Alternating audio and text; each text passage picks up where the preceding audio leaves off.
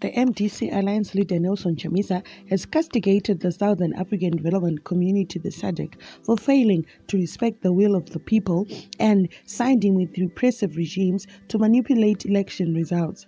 Chamisa was speaking in an interview on the South African national broadcaster on Sunday about the invitation by Zambian President-elect former opposition leader Hakainde Hichilema to attend his inauguration today. The guests to Hichilema's inauguration ceremony are strictly by invitation due to COVID-19 restrictions.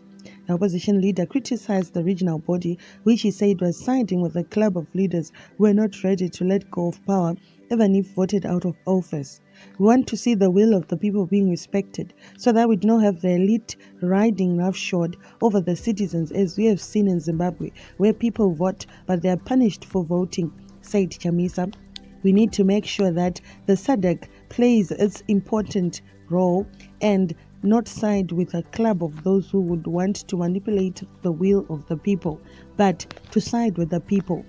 Look at what happened in Malawi. SADC had endorsed the Malawian election, but the institutions within Malawi itself invalidated the elections because it was invalid. We want to see the strong institutions coming in to support the citizens, the will of the people, and the verdict that people would have given in a particular election.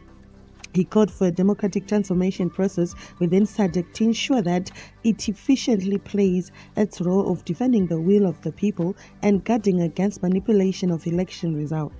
What is very clear is that we are beginning to see the cascading of this positive wave to the African continent, said Chamisa.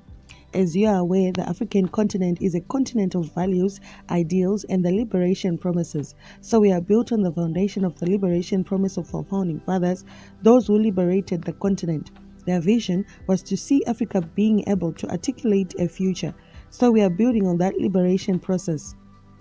But for that process to be elevated, there has to be the democratic transformation process that comes with structural institutional changes and also entrenching this fundamental role of the institutions not to tamper with the will of the people. We want to see the bullet moving away from invalidating the power of the ballot, he said. SADC congratulated Hichilema for the victory and commended outgoing President Edgar Lungu for accepting defeat and peacefully handing over power to the former opposition leader. The regional bloc has been under criticism by civic society organizations for stifling democracy, for ignoring violations of civil and political rights by leaders in its member states.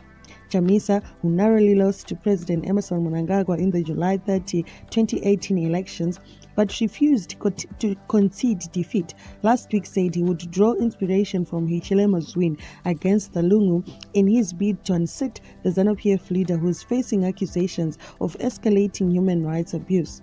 But Mnangagwa's spokesperson George Jaramba has vowed that the ZANU-PF leader will not concede defeat if he loses the upcoming elections.